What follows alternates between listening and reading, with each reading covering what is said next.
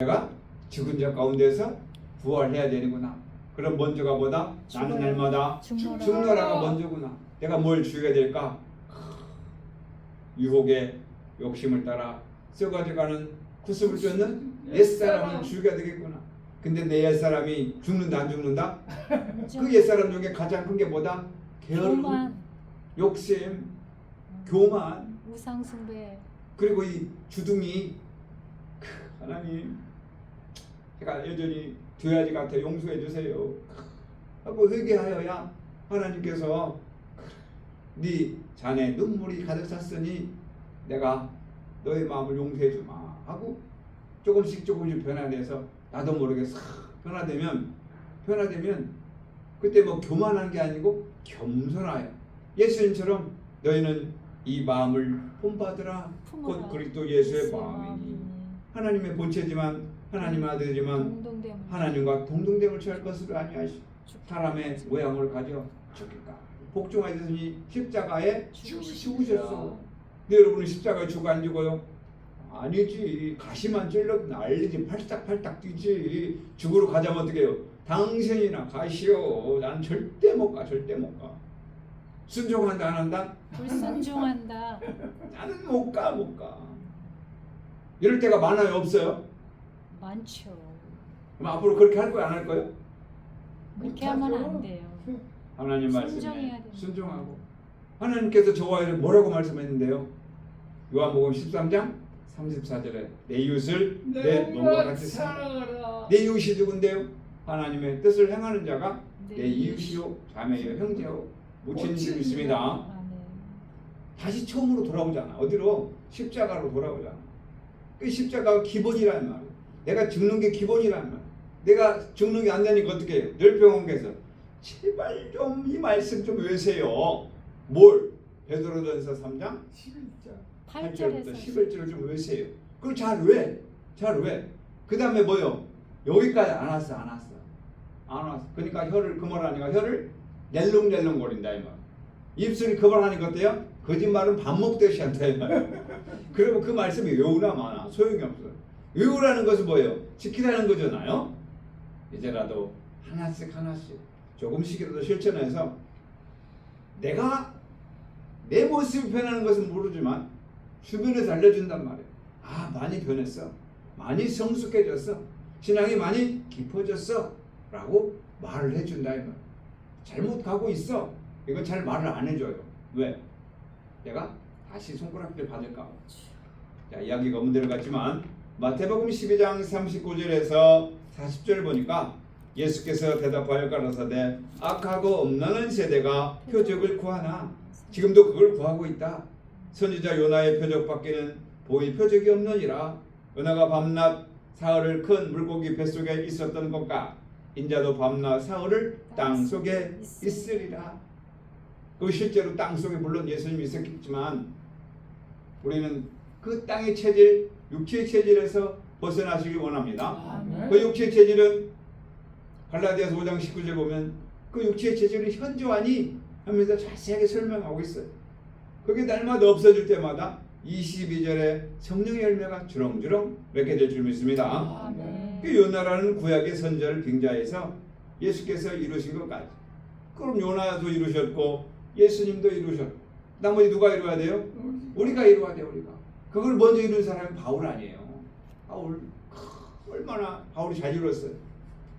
베냐민 나을 태어나면서 8일 만에 할례를 했지. 베냐민 족속이지, 이스라엘 족속이지, 또 가말리아 문화생이지, 율법으로 흠이 없는 자지, 뭐 하나 부족함이 없는 사람인데도 그는 고백하기를 나는 날마다 죽노라. 나는 지극히 작은 자라. 난 예수가 그리스도밖에 증거하지 않겠다. 나는 십자가만 자랑하겠다. 이렇게 로마 교회에게 편지를 썼고 실천했듯이 그럼 우리도 그런 자가 되면 하나님께서 기뻐하는 자가 될 텐데 여전히 나의 육신의 것 아예 작은 걸 가지고 자랑해봤자 그걸 가진 세상 사람에게 비교할 수가 없다. 자, 다시요. 하나님의 아들이 되는 방법은 신앙생활 열심히 한다고 내가 성경 말씀을 많이 안다고 내가 목사님 아들이라고 내가 목사라고 내가 장로라고 하나님 아들 되는 게 아니다. 기록된 말씀에 의해서 죽은 자 가운데 부활하여야 하나님 아들로 인정되는 줄 믿습니다. 아멘. 그러면 내가 부활했으면 내가 그리스도야 라고 떠들고 다닐 게 아니고 강 그리스도라고 이름을 바꾸라는 것도 아니고 강 바울이라고 이름을 바꾸라는 것도 아니고 내 심령이 변화되는 줄 믿습니다. 아멘. 심령. 그런데 여전히 인생은 육체의 재주 의지하니 오늘 둘째 시험에서 예수님이 마귀를 이긴 것 같이 우리도 둘째 시험에서 마귀를 이긴 것 같이 우리도 마귀를 이기는 자 되기 원합니다. 아멘. 그래서 마음에 올라오는 공명심, 교만함, 기적을 바라는 그런 세상 사람들 같은 악하고 음란한 세대에서 벗어나 하나님의 아들 딸로서 그리스도 향기를 바라는 자 되길 원합니다. 아멘. 자, 하나님의 아들로 인정되는 것이 우리는 죽은 자 가운데 부활의 능력으로 되셨고 그래서 우리는 어쩔 수 없이 불편한 현실, 영적으로는 소경이요 여전히 문득병자요 벙어리요 죽은 나사로 같은 자라. 그럼 여기에서 병을 고치고 죽은 자 가운데 나오기 위해서는 십자가를 쥐어서 부활의 능력으로 나오는 기적의 역사가 여러분이 경험하시길 원합니다. 아멘. 내가 십자가를 짐으로 하나님의 뜻을 온전히 이루는 것, 이것이 진정한 하나님의 아들이다. 그래서 우리는 그리스도의 지체가 되는 줄 믿습니다. 아멘. 하나님의 아들로 인정될 줄 믿습니다. 아멘. 날마다 부활의 능력을 경험하는 자를 믿습니다. 아멘. 그래서 그러면 우리가 꼭 오늘 말씀 한 구절 기억해야 될 것은 히브리서 5장 7절에서 9절인데요. 따라하겠습니다. 아들이시라도 아들이시라도 받으신 고난으로 순정함을 배워서 온전하게 되느니라. 온전하게 되는 예수 그리스도 장성한 분량에 충만하게 온전하게 되는 것은 뭐다? 첫째로 고난을 통해서 순종을 배우는 거다. 고난. 왜 나만 겪는 고난이냐고. 왜 나만 겪는 고난이냐고. 나도 결혼하고 싶고 아들 딸 많이 낳고 싶고 대궐 같은 집에서 살고 싶고 착하게 끌고 다니고 싶은데 이게 뭐냐고요 라고 원망할 수가 있지만 주님은 지금 내게 주시는 내가 족한 줄 믿습니다. 아멘. 이 고난으로 뭘 배워서? 순종. 순종함을 배워서 이리 가나 저리 가나 어차피 천국만 가면 되잖아요.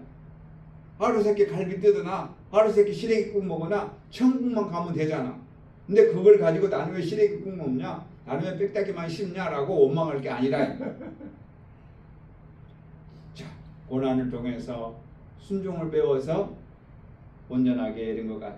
오늘도 그리스도 지체되기 위해서 천국을 사모하며 달려가는 여러분, 예수님이 둘째 시험 성전에서 뛰어내리라 한 것은 실제적으로 예수님 당시에는 성전에 뛰어내리라 하고 예루살렘 성전에 꼭대기 올라가서 시험한 거지만 우리에게 이러한 시사하는 바는 우리 마음속에 올라오는 교만함. 내가 누군데?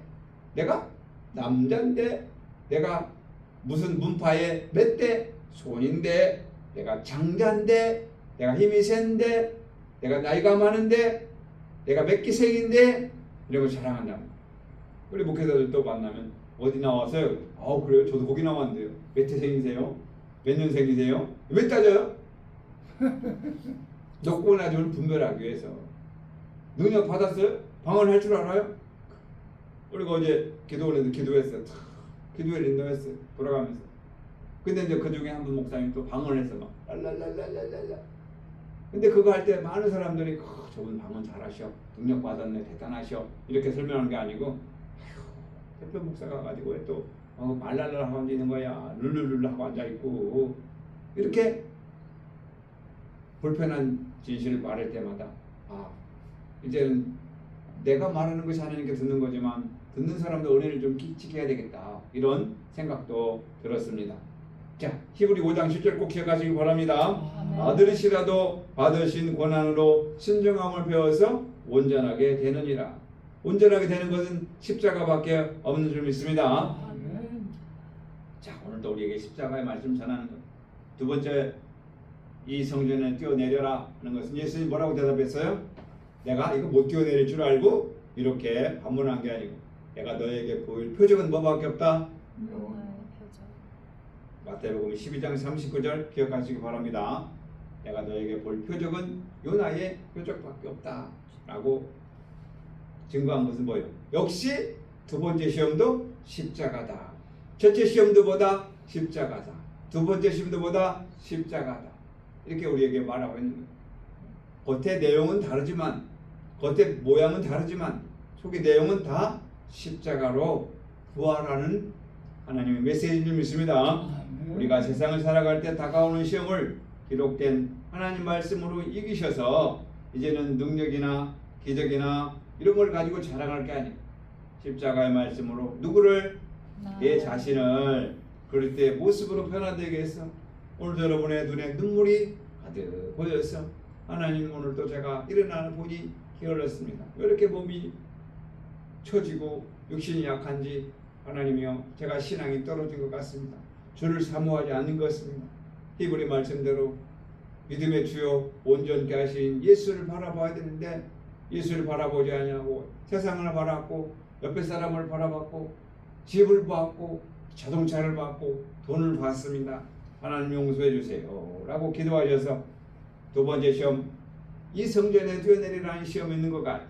우리에게 교만, 기적 이런 물질적인 거 가지고 시험할 때 요나의 표적밖에 없다라고 말씀하신 예수님 말씀을 기억하시고 우리의 마음속에도 그 요나의 표적은 먼저 고난을 통해서 순종하고 배우는 것 같아요. 역시 나도 내 마음에 가진 자기를 부인하고 자기 십자가를 지고 따라오라는 말씀을 기억하셔서 두 번째 시험을 이기는 기적의 능력의 역사가 저와 여러분의 있기를 주의 이름으로 축원합니다. 아멘. 꺼주세요. 잠시 우리 동성으로